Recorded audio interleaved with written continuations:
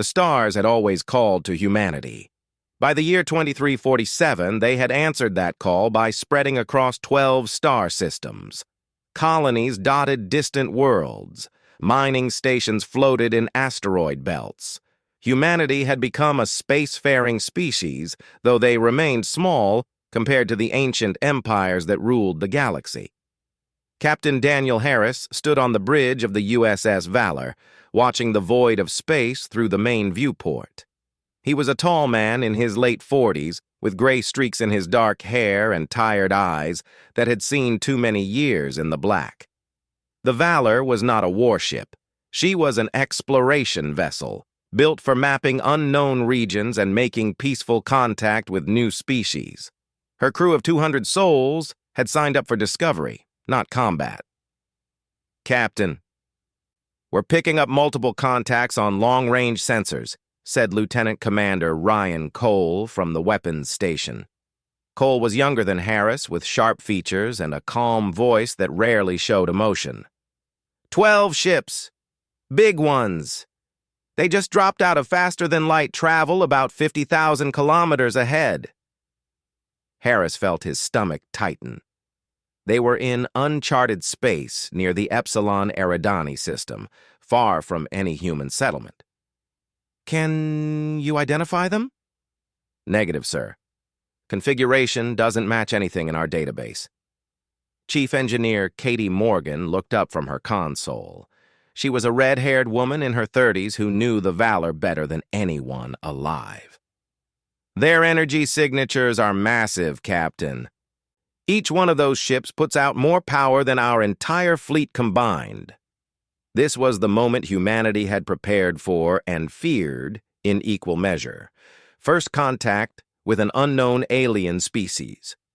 Harris activated the ship-wide communication system. "All hands, this is the captain.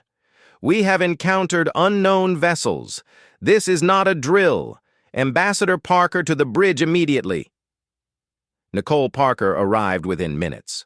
She was a diplomat in her early 40s, selected for this mission specifically because of her skill in negotiation and her ability to remain calm under pressure. She had short brown hair and intelligent eyes that were already studying the alien ships on the main screen. "They're holding position," Cole reported. "No hostile actions yet." "Open a channel," Harris ordered. "All frequencies. Let's say, hello." The Valor transmitted greetings in every human language, along with mathematical sequences and universal symbols designed to show peaceful intent. For several long minutes, nothing happened. Then the main screen flickered, and an alien face appeared. The creature was unlike anything humans had encountered. Its skin was dark purple, almost black, with ridges running along its skull. 4 eyes blinked in sequence, and when it spoke, rows of sharp teeth became visible. The universal translator struggled for a moment before rendering its words into English. "I am Supreme Warlord Thexarain of the Corvani Dominion.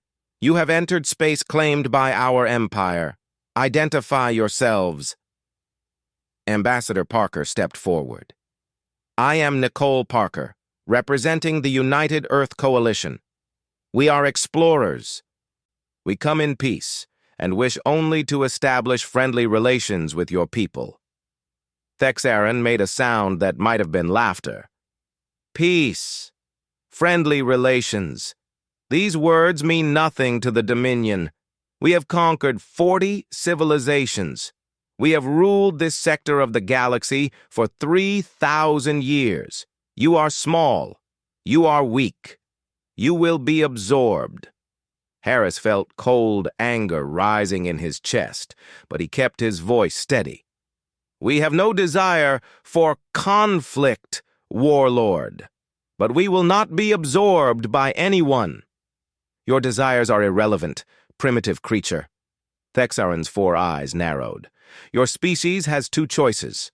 Surrender now and serve the Dominion as laborers and soldiers, or resist and be destroyed. There is no third option." Parker tried again. Surely we can discuss this. Trade agreements, cultural exchange, mutual borders. Enough. Thexerin cut her off with a wave of his clawed hand. I grow tired of this. All ships, disable the alien vessel, capture the crew for processing, kill any who resist. The transmission ended. On the tactical display, the 12 Corvani warships began moving toward the Valor. Red alert, Harris said quietly. All hands to battle stations. Alarms blared throughout the ship. Crew members ran to their positions. In the engine room, Katie Morgan pushed the reactor to maximum output. On the bridge, Ryan Cole armed every weapon the Valor possessed. Sir, we're outgunned, Cole said, stating the obvious. Their shields are reading off the charts. Standard weapons might not even scratch them.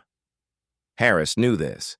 The Valor carried missiles, laser batteries, and plasma cannons, the standard armament of human vessels. But she also carried something else, something experimental that the military had installed almost as an afterthought. What about the railgun? Harris asked. Cole blinked. The Mark IV? Sir, that's ancient technology. Every species in the galaxy abandoned kinetic weapons thousands of years ago. Energy shields make them useless. Their shields are designed to stop energy weapons, Harris said slowly, a thought forming in his mind. Lasers, plasma, explosives. But what about a solid piece of metal moving at a fraction of light speed? I don't know, sir. No one's ever tried. The first Corvani ship fired. A beam of brilliant blue energy slammed into the Valor's shields, and the entire vessel shook. Warning lights flashed across every console. Shields down to 60%, Morgan reported from engineering. We can't take many more hits like that. Return fire, Harris ordered. Everything we have. The Valor unleashed her full arsenal. Missiles streaked toward the Corvani flagship. Laser beams cut through the void. Plasma bolts followed in rapid succession. Every single attack splashed harmlessly against the enemy's shimmering energy shields. No effect, Cole said grimly. Their shields absorbed everything. Another hit rocked the Valor, then another. Consoles exploded. Crew members screamed. The ship was dying around them. Harris made his decision. Cole, target the flagship with the railgun. Aim for center mass. Cole's hands moved across his console. Railgun charged and ready, sir. Fire. The Mark IV railgun was a simple weapon by galactic standards. It used electromagnetic acceleration to launch a 2-kilogram tungsten slug at 3% of the speed of light. No explosives, no energy beams, just raw kinetic force. The slug crossed the 50-kilometer gap in less than a second. The Corvani shields, sophisticated enough to dissipate any energy attack known to galactic civilization, had no protocol for stopping solid matter moving at relativistic velocities. The tungsten projectile passed through the shield matrix as if it did not exist. It struck the flagship's hull and kept going, punching through deck after deck, transferring its enormous kinetic energy into the ship's structure. The pride of Corvan, flagship of Supreme Warlord Thex Aran, broke apart from the inside out. Secondary explosions rippled through its hull. Atmosphere vented into space. The massive vessel, larger than 10 human aircraft carriers, crumpled like paper and went dark. On the bridge of the Valor, no one spoke. They simply stared at the expanding cloud of debris that had been an invincible warship moments before. Katie Morgan found her voice first. "One shot," she whispered. "One shot took down a dreadnought." The remaining 11 Corvani ships held position for 3 heartbeats. Then, as one, they turned and fled into faster-than-light travel, leaving their dead warlord behind. Captain Harris sat down heavily in his command chair. His hands were shaking. He had just killed thousands of beings with a single order. He had just changed everything. "Get me a channel to Earth." he said quietly. "Command needs to know what happened here." Ryan Cole nodded slowly, still staring at the debris field. "Sir, what do we tell them?" Harris thought about it for a long moment. "Tell them that first contact went badly. Tell them we found an enemy. And tell them that somehow, against all odds, we found a way to fight back." The Valor limped toward home, carrying news that would shake humanity to its core and terrify a galaxy that had never imagined such a thing was possible. The news traveled faster than any ship could carry it. Within hours of the Valor's transmission reaching Earth, fragments of the battle had spread across every subspace communication channel in the known galaxy. Alien civilizations that had never heard of humanity suddenly knew one terrifying fact. Somewhere in the outer reaches of space, a primitive species had destroyed a Corvani dreadnought with a single shot. Admiral Greg Patterson stood in the war room of Earth's United Defense Command, watching the combat footage for the 20th time. He was an old soldier, a man who had spent his entire career preparing for a war he hoped would never come. Now he understood that war was not only coming, it had already begun. "Run it again," he said to his aide. The holographic display showed the Valor firing its railgun. The tungsten slug was invisible at that speed, but the result was not. The Corvani flagship simply fell apart, as if some invisible hand had reached inside and torn out its heart. "One projectile," Patterson murmured. 2 kilograms of tungsten. That's all it took. Captain Daniel Harris sat across the table, still wearing his damaged uniform from the battle. Dark circles under his eyes showed he had not slept since the encounter. "Their shields aren't designed for kinetic impacts, Admiral. They've optimized everything for energy weapons. A solid object moving fast enough just passes right through. How is that possible? Every spacefaring species in the galaxy uses energy shields." Harris shook his head slowly. "That's exactly the problem, sir. Every species uses energy shields because every species uses energy weapons. It's been that way for thousands of years. They've had so long to perfect their defenses against lasers and plasma that they forgot about simple kinetic force." Patterson leaned back in his chair. "And we never forgot because we never stopped using it." "Exactly. On Earth, we kept developing kinetic weapons alongside energy weapons, railguns, coil guns, mass drivers. We considered them backup systems, emergency weapons. Nobody thought they'd be our greatest advantage." The door to the war room opened, and Nicole Parker entered with a data pad in her hands. Her face was pale. "Admiral, Captain, you need to see this. We're receiving transmissions from across the galaxy, dozens of them." She activated the room's main display, and a cascade of alien faces appeared. Some were humanoid, others were completely different. Creatures of crystal, beings of flowing light, entities that defied easy description. All of them were speaking at once, their words translated into overlapping English. "The newcomers have kinetic weapons. Shields cannot stop solid matter at relativistic speeds. The Corvani are vulnerable. They can be killed. We must contact these humans before the Dominion destroys them." Patterson held up his hand. "Filter that." One at a time. The display focused on a single transmission.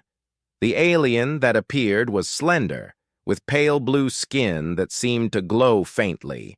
Large black eyes studied the camera with obvious intelligence. "I am Elder Counselor Valix of the Velith Collective," the alien said. "We have monitored your species for some years, though we believed you too primitive to be of interest. We were wrong. What your ship did to the Corvani flagship has sent shockwaves through every civilization in this sector. We wish to speak with you. We wish to offer alliance. And we wish to warn you." "Warn us about what?" Patterson asked, though he suspected he already knew the answer. "The Corvani Dominion will not accept this defeat.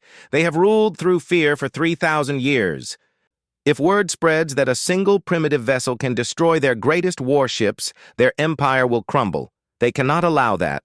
They will come for you with everything they have. You must prepare. The transmission ended. Patterson and Harris exchanged looks. "How long do we have?" Harris asked. Patterson turned to his tactical officers. "Based on what we know about Corvani territory, how quickly can they mobilize a full invasion fleet?" The answer came within minutes, and it was not good. The Corvani Dominion controlled over 40 star systems. They had thousands of warships. Even if they sent only a fraction of their forces, humanity would be facing hundreds of vessels, possibly thousands. 6 months, Patterson said grimly. Maybe less. That's how long we have to build a fleet capable of fighting them off. The next weeks were a blur of activity. Earth's government set aside their differences with a speed that would have seemed impossible in peacetime. Resources flowed toward the orbital shipyards. Factories that had built civilian vessels were converted to military production overnight. Commander Sam Ortega was placed in charge of Project Longbow, the crash program to develop larger and more powerful railguns. He was a weapons engineer who had spent years being ignored because kinetic weapons were considered obsolete. Now, everyone wanted to hear what he had to say. The Mark IV railgun on the Valor fires a 2-kilogram slug at 3% of light speed, he explained to a room full of admirals and politicians. That was enough to destroy a dreadnought. But we can do better. Much better. He activated a holographic display showing his new design. The Mark VII railgun will fire a 50-kilogram projectile at 10% of light speed. The kinetic energy transfer will be approximately 100 times greater than the Mark IV. A direct hit could crack a small moon. There were murmurs of amazement around the room. One admiral raised his hand. "How quickly can you build these?" "The first prototypes will be ready in 3 months. We're designing a new class of battleship around them. The Resolute class. Each ship will carry a spinal-mounted Mark VII and secondary Mark V batteries." Meanwhile, Ambassador Parker worked tirelessly to build alliances with the alien species reaching out to Earth. Many of them were former subjects of the Corvani Dominion, civilizations that had been conquered and oppressed for centuries. They saw humanity's victory as a sign of hope. The Velith sent technical data about Corvani ship designs and fleet movements. The Saran Republic offered industrial resources and manufacturing expertise. The Mithrani remnant, a species reduced to a handful of refugee ships after the Corvani destroyed their homeworld, volunteered their warriors to fight alongside human forces. "They see us as liberators," Parker told Harris during a late-night meeting. "Species that gave up hope generations ago now believe the Corvani can be defeated. We've become a symbol." Harris rubbed his tired eyes. "We're not liberators. We're just people who got lucky with an old weapon." "It doesn't matter what we think we are. It matters what we do next." Across the galaxy, the Corvani Dominion was indeed mobilizing. Intelligence reports from Velith spies painted a terrifying picture. The new Supreme Warlord, a brutal commander named Krathax, had declared the destruction of humanity to be the Dominion's highest priority. 3,000 warships were being assembled, the largest fleet in Corvani history. "They're not just trying to conquer us," Patterson told his command staff. "They're trying to erase us. If they win, they'll destroy every human colony, every ship, every piece of technology. They'll make sure no one ever develops kinetic weapons again." The response to this news was not despair, but determination. On Earth, recruitment centers were flooded with volunteers. On the colony worlds, civilian ships were armed and their crews trained for combat. In the orbital shipyards, the first Resolute-class battleships took shape. Their massive rail guns pointed toward the stars. Captain Harris, now promoted to Commodore, visited the shipyard where the USS Defiance was being built. She was the first of her class, a kilometer-long vessel designed for one purpose, to throw kinetic death at impossible speeds. Chief Engineer Katie Morgan walked beside him, pointing out the ship's features. 12 secondary railguns, point defense systems, armor thick enough to shrug off plasma fire. But the main gun is the real beauty. When she fires, the whole ship will shudder. Harris placed his hand on the cold metal of the hull. Will it be enough? Morgan was quiet for a moment. I don't know, sir. But I know this. We're not going down without a fight. Whatever happens, we're going to make them remember the day they tried to conquer humanity. In the darkness of space, the Corvani Armada continued to gather. 3,000 engines of war, preparing to extinguish a species that had dared to fight back. And in the light of Earth's sun, humanity prepared to meet them, armed with the oldest weapons in the universe and the stubborn refusal to surrender. The fate of the galaxy hung in the balance, and the first shot had already been fired. 5 months had passed since the Valor's encounter with the Corvani, and the galaxy had changed in ways no one could have predicted. What had started as a desperate act of survival had grown into something far larger, a movement, a hope, a gathering storm that threatened to reshape the balance of power that had existed for millennia. Ambassador Nicole Parker stood before the Grand Assembly on Earth, facing representatives from 23 alien species. The chamber was filled with beings of every shape and size, their translators humming softly as they listened to her words. The Corvani believe they are invincible, Parker said, her voice steady and clear. For 3,000 years, no one has proven them wrong. But that era is ending. We have shown that their shields can be broken. We have shown that their warships can fall. And now we stand together, not as subjects waiting to be conquered, but as free peoples ready to fight for our futures.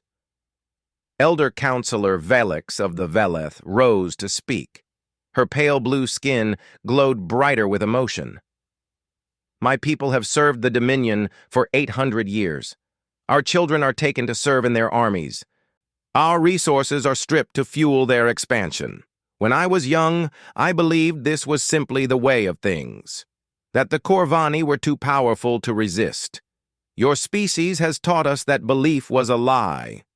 A massive creature from the Soran Republic spoke next, its deep voice rumbling through the chamber. The Soran will stand with humanity. We will provide ships, resources, and warriors. The time for hiding is over. One by one, the representatives pledged their support. Some offered military forces. Others promised intelligence, supplies, or safe harbor for refugees. By the time the assembly concluded, the foundation of what would become the Galactic Free Alliance had been laid. But Parker knew that words and promises would not be enough. The Corvani Armada was coming, and it would arrive soon. Far from Earth. In the Threshold system, humanity's outermost colony and the gateway to their home space, preparations for war continued at a frantic pace. The system had been chosen as the defensive line where humanity would make its stand. If Threshold fell, Earth itself would be exposed. Commodore Daniel Harris walked through the corridors of the Orbital Defense Station, reviewing the latest reports. The human fleet had grown to 47 vessels, including 12 of the new Resolute-class battleships. It was the largest military force humanity had ever assembled, and it would not be enough. 3,000 ships, Harris muttered to himself. They're sending 3,000 ships against 47. Lieutenant Commander Ryan Cole fell into step beside him. The young weapons officer had become Harris's right hand during the months of preparation. The numbers don't matter if our weapons work, sir. One railgun shot took down a dreadnought. Imagine what 12 battleships can do. I hope you're right, Commander. I really do. They entered the command center, where Fleet Admiral Lauren Webb was coordinating the defense. Webb was a stern woman in her 50s who had risen through the ranks through skill and determination. She had never lost a battle, though she had never faced anything like what was coming. "Commodore Harris," she greeted him. "The scouts just reported in. The Corvani fleet will arrive in 72 hours. Harris felt the weight of those words settle on his shoulders. 72 hours until everything they had built would be tested. 72 hours until humanity learned whether their ancient weapons could save them or whether the galaxy would forget they had ever existed. The preparations intensified. Every ship ran final checks on their railguns. Ammunition was loaded. Crews drilled endlessly, practicing firing solutions and emergency procedures. On the colony below, civilians were evacuated to underground shelters, though everyone knew the shelters would offer little protection if the fleet fell. Chief Engineer Katie Morgan worked around the clock on the USS Defiance, Admiral Webb's flagship. The Mark 7 railgun had developed a minor calibration issue, and there was no time for imperfection. "Got it," she announced finally, wiping sweat from her forehead. "Main gun is at 100%. "Good work," Webb said over the intercom. "Get some rest, Chief. You'll need it." But rest was hard to find for anyone in those final hours. Harris found himself standing at a viewport, staring at the stars, when Nicole Parker joined him. "You should be on a transport back to Earth," he said quietly. "This is no place for diplomats." Parker shook her head. "I helped start this. I'm not running now." She paused. "Besides, someone needs to survive to tell the story if things go wrong. If things go wrong, there won't be anyone left to tell stories to." They stood in silence for a long moment, watching the distant lights of human ships moving into formation. "Do you regret it?" Parker asked. "Firing that shot?" Harris thought about the question carefully. "I regret that it was necessary. I regret that we live in a galaxy where species conquer and enslave each other. But regret the shot itself? No. If I hadn't fired, my crew would be dead or worse. Sometimes you don't get to choose whether to fight. You only get to choose how." The final day arrived with a quiet that felt almost holy. Ships moved to their assigned positions. Weapon systems powered up. Crews said prayers or final words to distant loved ones. And then, with a ripple of distorted space, the Corvani Armada arrived. 3,200 warships emerged from faster-than-light travel. They filled the tactical displays like a plague of locusts. Cruisers, destroyers, carriers, and at the center, the dreadnoughts, each one as massive as the flagship Harris had destroyed months ago. At their head flew the Dominion's Pride, the personal vessel of Supreme Warlord Krathax. Admiral Webb's voice came through every speaker in the fleet. "All ships, this is Admiral Webb. The enemy has arrived. Remember what we're fighting for. Remember what happens if we fail. And remember that today we make history." She paused. "All vessels, engage at will. Make them pay for every inch." The Corvani wasted no time with demands or threats. They had come to kill, not to negotiate. Energy beams lanced across the void, slamming into human shields with devastating force. The battle had begun. The first human ship to die was the destroyer Vigilant. Her shields failed under concentrated fire, and plasma beams cut her in half. Escape pods launched, but there was no time to retrieve them. "Return fire," Webb commanded. "Resolute class, target the lead dreadnoughts.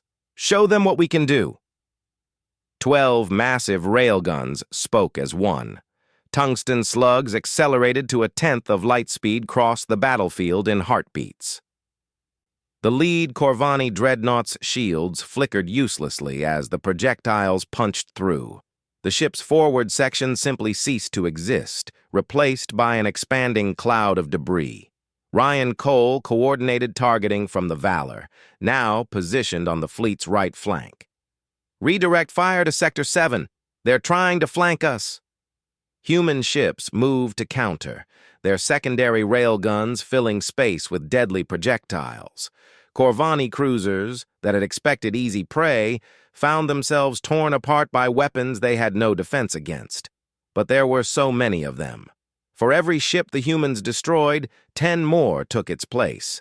Energy beams kept hammering at human shields, wearing them down through sheer volume of fire. "We're losing the Resolute," someone reported. "She's venting atmosphere on decks 3 through 7. The Courage is gone. Direct hit to the reactor. Enemy reinforcements entering from Vector 9. Harris watched the battle unfold with grim determination. They were hurting the Corvani badly. Over 200 enemy ships had already been destroyed. But the humans were bleeding too. They could not afford to trade losses at this rate. "Admiral," he said over a private channel to Webb, "we need to change tactics. Focus everything on Krathax's flagship. Cut off the head." Webb understood immediately. "All Resolute-class vessels converge on the Dominion's Pride. Everything you have." The human battleships fought their way through the chaos, their railguns clearing paths through swarms of smaller Corvani vessels.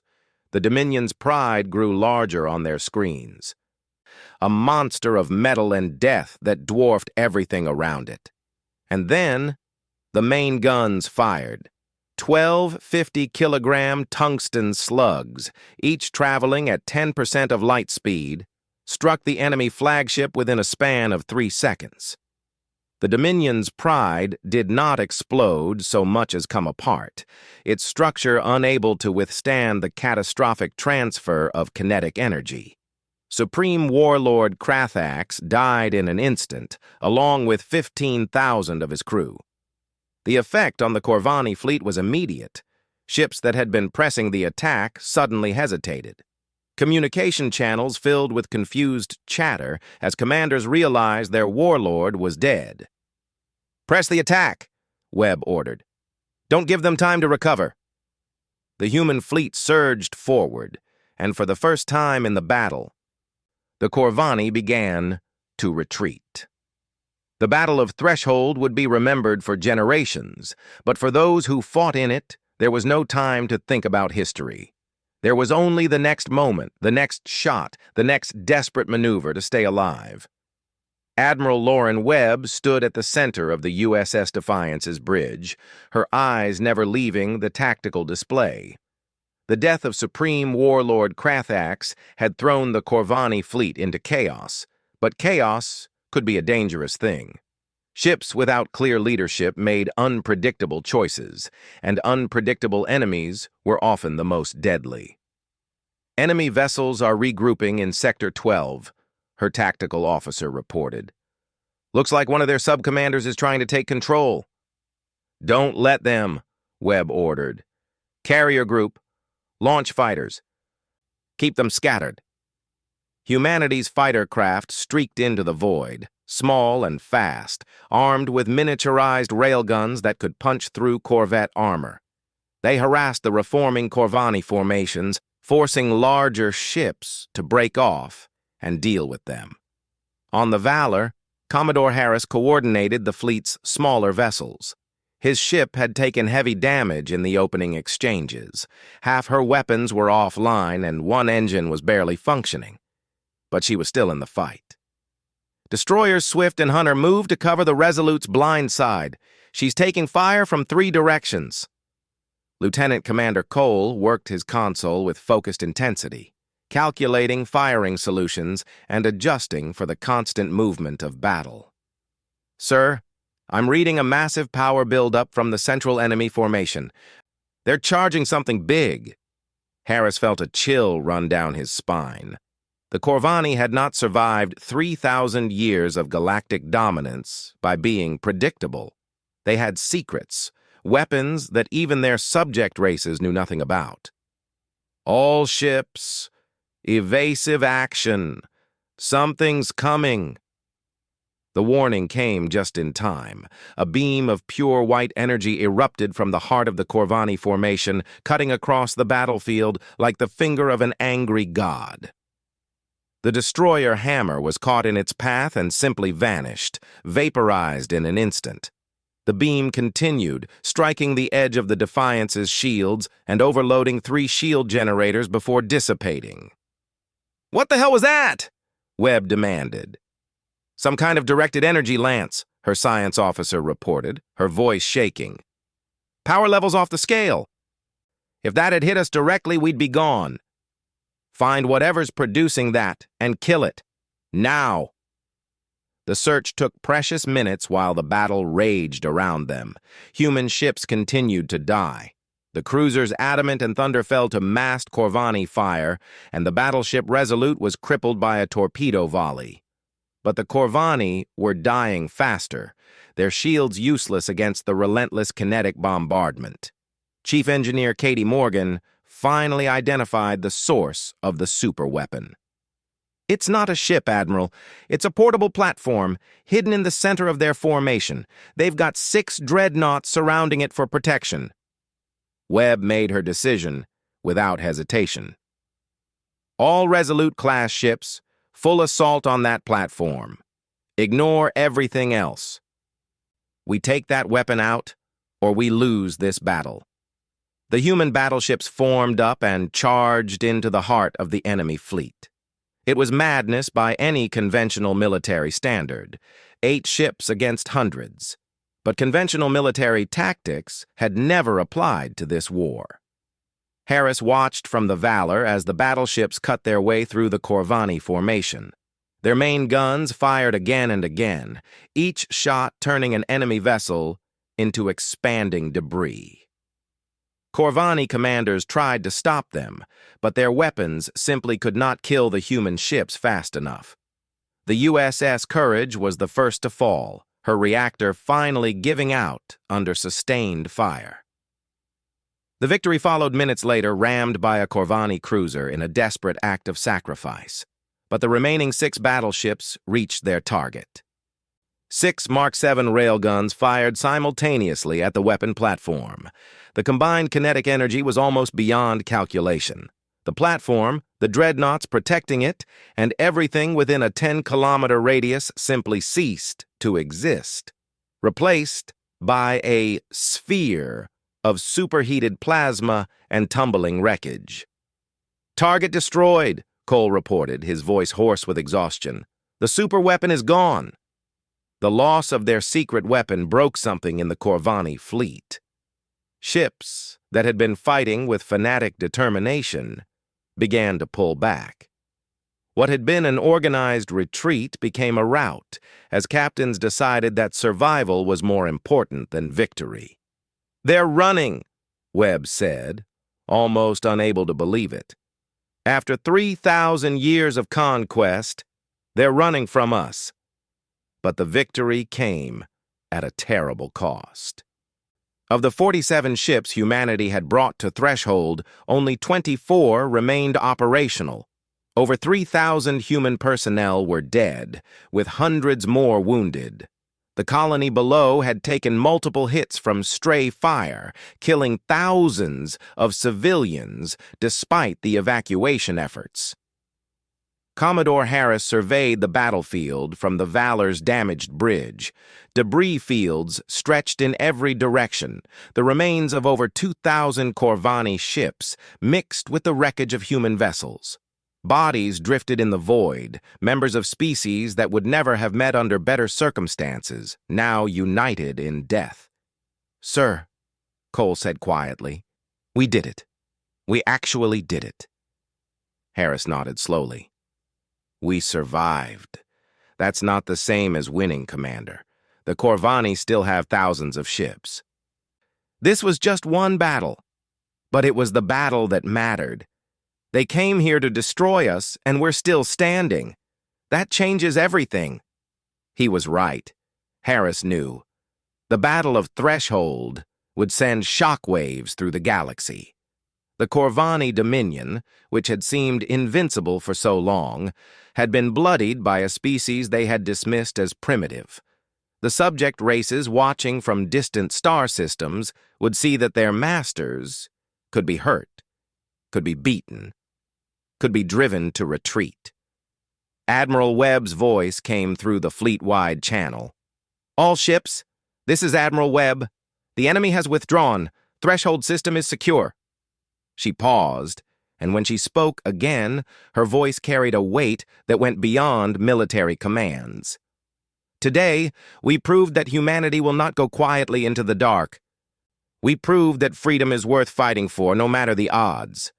And we proved that even the oldest weapons can change the fate of the galaxy." Another pause. "To those we lost today, you will not be forgotten. To those who survived, rest now. The war is not over, but today's battle is won." On the colony below, people emerged from their shelters to see the sky filled with debris trails as wreckage burned through the atmosphere. They stood in silence, watching the remains of a battle that would define their civilization's future. Rescue operations began immediately. Shuttles launched to retrieve escape pods and survivors from crippled vessels. Medical ships worked around the clock to treat the wounded. Engineers began the long process of patching damaged hulls and restoring critical systems. Nicole Parker arrived at the Orbital Defense Station 3 days after the battle, having traveled from Earth the moment news of the victory reached home. She found Harris in his temporary quarters, staring at a data pad listing the names of the dead. "The whole planet is celebrating," she told him. "Earth, the colonies, even our alien allies, they're calling it the greatest victory in human history." Harris set down the pad. 23 ships destroyed. 3,200 dead. That's some victory. "Daniel." Parker sat down across from him. "What you accomplished here, what everyone accomplished, it matters. The Corvani have never been defeated like this. Never. Their empire is already starting to crack. We're receiving reports of uprisings on a dozen worlds. More people dying. People who were slaves fighting for their freedom. There's a difference between dying in chains and dying on your feet." Harris looked at her for a long moment. He was tired in a way that went beyond physical exhaustion. The weight of command, of sending people to their deaths, of knowing that every decision he made could mean survival or extinction. It was crushing him. "So what happens now?" he asked finally. "Now we push forward. The Alliance is mobilizing. Velith and Soran ships are already on their way to join the fleet. The Mithrani want to liberate their homeworld." Parker leaned forward. "The Corvani are weakened and confused. If we wait, they'll regroup and come back stronger. If we strike now, while they're divided, we might actually end this." Harris considered her words. He was a soldier, not a politician, but he understood the strategic reality. The Corvani would never stop coming as long as they believed they could win. The only way to secure peace was to break their power completely. "All right," he said, standing up. "Let's finish what we started."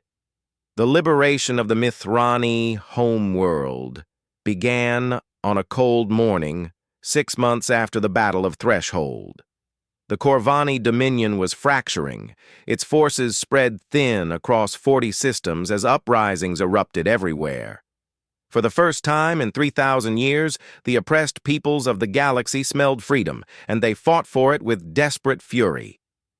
Commodore Daniel Harris stood on the bridge of the Valor, now fully repaired and upgraded with the latest railgun technology. Around his ship, a fleet of 200 vessels had gathered: human battleships, Velith cruisers, Soran destroyers, and the ragged but determined ships of a dozen other freed species. It was the largest Allied fleet ever assembled, and it had come for one purpose: to break the chains that had bound the Mithrani for 3 centuries. "Coalition fleet, this is Commodore Harris," he announced over the command channel. "The Mithrani homeworld lies ahead. 80 years ago, the Corvani destroyed their civilization, killed billions of their people, and turned the survivors into slaves. Today, we give them their home back. All ships advance." The fleet moved forward as one, a wall of metal and determination heading toward the planet that hung like a blue jewel against the stars. Between them and their goal stood the Corvani Defense Force, 200 ships supported by orbital weapons platforms and ground-based batteries. The Corvani commander broadcast a warning. "Turn back, Coalition scum. This world belongs to the Dominion. Any attempt to approach will result in your destruction." Harris smiled grimly. "They still don't understand, do they? After everything that's happened, they still think they can scare us." Lieutenant Commander Ryan Cole checked his weapons console. "All railguns charged and ready, sir. Targeting solutions plotted for the orbital platforms." "Fire at will, Commander!" The Coalition fleet opened up with everything it had. Human railguns hammered the Corvani shields, while Velith plasma batteries provided covering fire. Saran missile frigates launched swarms of projectiles that forced enemy ships to break formation. The Mithrani remnant fleet, just 12 ships crewed by refugees who had spent their entire lives waiting for this moment, pushed to the front of the assault. "This is Captain Kira of the Mithrani vessel Hope's Light," a female voice crackled over the communication channel. "My grandmother watched the Corvani burn our cities. My mother was born in a slave camp. I grew up hearing stories of a home I had never seen. Today, those stories become real again." Her voice hardened with determination. "All Mithrani ships, with me, for our ancestors, for our children, for Mithra." The 12 Mithrani vessels surged forward with reckless courage, their smaller railguns blazing. They were not military ships. Most had been civilian transports before the war, hastily armed and crewed by people with more heart than training. But they fought with a fury that could not be measured in technical specifications. Harris felt his throat tighten as he watched them charge. These people had lost everything to the Corvani, and still they had found the strength to hope, to fight, to believe that tomorrow could be better than yesterday. That was what this war was truly about. Not weapons or territory, but the simple right of every sentient being to live free. The battle raged for hours. The Corvani Defense Force fought with the desperation of soldiers who knew that defeat meant the end of their empire's grip on this sector. But desperation was not enough. The Coalition's kinetic weapons tore through their shields, while their own energy beams struggled to bring down enemy vessels fast enough. One by one, the orbital platforms fell. The Corvani flagship, a massive dreadnought that had terrorized this system for generations, took 17 railgun hits before finally breaking apart. The remaining enemy ships, their commander dead and their defenses collapsing, began to surrender. Admiral Webb's voice came through from the Defiance which had led the assault on the dreadnought. "Commodore Harris, the orbital space is secured. Ground forces report that the Corvani garrison is falling back to their main base. The Mithrani want to handle the surface operations themselves." Harris nodded, understanding completely. This was not just a military campaign for the Mithrani. It was a reclaiming of identity, a healing of wounds that had festered for 300 years. They needed to be the ones who freed their own world. Grant them full support. Provide air cover and orbital bombardment if they request it, but let them take back their planet. The liberation of Mithra's surface took 3 days. Coalition ships provided support from above, while Mithrani ground troops, trained in secret for decades on refugee ships, fought their way across their ancestral lands. When the last Corvani base fell and the enemy garrison surrendered, the celebrations could be heard from orbit. Harris watched the victory Fires burning on the night side of the planet. Thousands of points of light representing a people freed from centuries of bondage. Nicole Parker stood beside him, having traveled with the fleet as the Alliance's chief diplomatic representative. "It's beautiful," she said quietly. "It is," Harris agreed, "but it's just the beginning.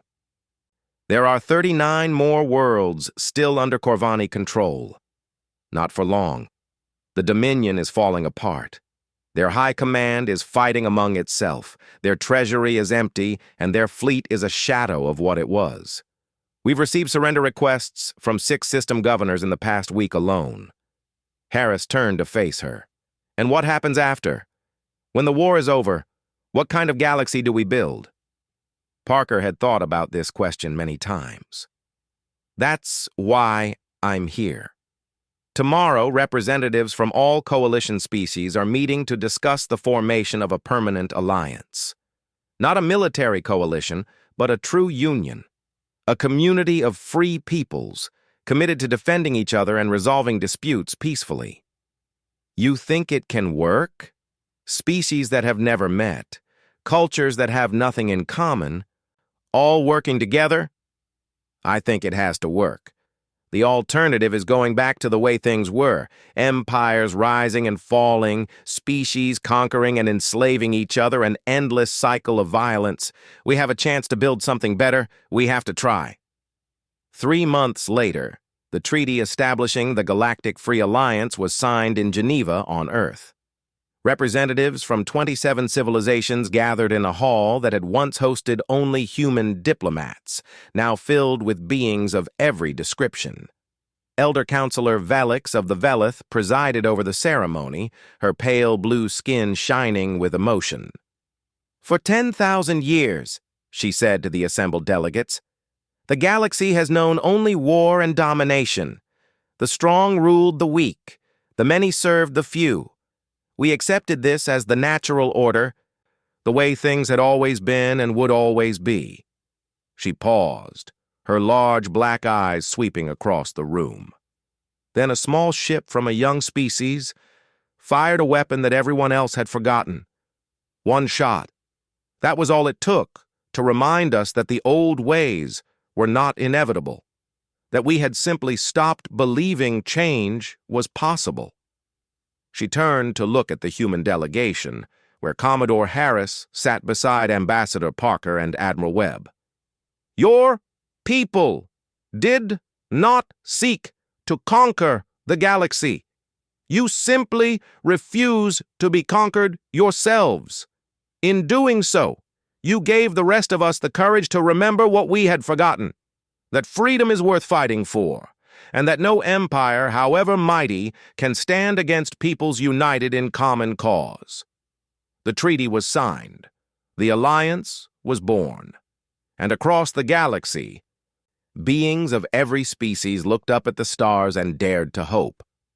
1 year after the Battle of Threshold, a memorial was dedicated on the colony world where humanity had made its stand. A great wall of black stone listed the names of every person who had died in the war, human and alien alike. At its center stood a simple monument, a tungsten slug, identical to the one that had started everything, mounted on a pedestal. Harris stood before the memorial, Cole beside him. They had both been promoted, Harris to admiral, Cole to captain of his own vessel, but today they wore no rank insignia, just simple clothes suitable for mourning and remembrance. 3,200 names, Cole said quietly, reading the wall, and that's just from our fleet. The total count across all fronts was over 2 million. Harris nodded. The liberation had been costly. Worlds had burned. Cities had fallen. Entire generations had given their lives so that their children might live free. The memorial wall could not hold all their names, but it tried to honor the sacrifice. "Do you think they'd be proud?" Cole asked. "The ones who didn't make it?" Harris considered the question. He thought about the crews of the ships that had died at Threshold, about the Mithrani who had fought to reclaim their homeworld, about the countless others who had fallen in battles across the galaxy. They had not died for glory or conquest. They had died for something simpler and infinitely more precious. "I think they'd tell us not to waste what they paid for," he said finally. "I think they'd want us to build the peace they fought for, to make sure their children and grandchildren never have to fight another war like this." Cole nodded slowly. "Then that's what we do." They stood in silence for a long moment, the wind carrying the faint sounds of the city beyond the memorial grounds. Somewhere, a child laughed. Life was continuing even in the shadow of loss. Parker found them there an hour later. "The ceremony is about to start," she said. "They're asking for you, Daniel." Harris took one last look at the memorial wall. "They used to call railguns obsolete," he said. "Primitive weapons from a primitive age. But we never stopped building them, never stopped improving them, while everyone else moved on to more sophisticated things." "And that's what saved us," Parker said. Harris shook his head. "No, the railguns were just tools. What saved us was that we refused to give up, refused to accept that we were too small or too weak to make a difference. That's the real lesson of this war. Technology changes, empires rise and fall, but the stubborn determination to survive and stay free," he smiled slightly, "that never goes obsolete." They walked together toward the ceremony, leaving the memorial behind. The future stretched ahead of them, uncertain but full of possibility. The galaxy was free. The Alliance was growing. And somewhere in the shipyards of 100 worlds, new vessels were being built, armed with railguns, crewed by beings who had learned that even the smallest can change the fate of everything. The shot that altered the galaxy's destiny had been fired by desperate people with an ancient weapon, but it had not been the tungsten slug that mattered. It had been the hands that aimed it, the hearts that refused to surrender, and the simple truth that freedom, once remembered, cannot be forgotten again.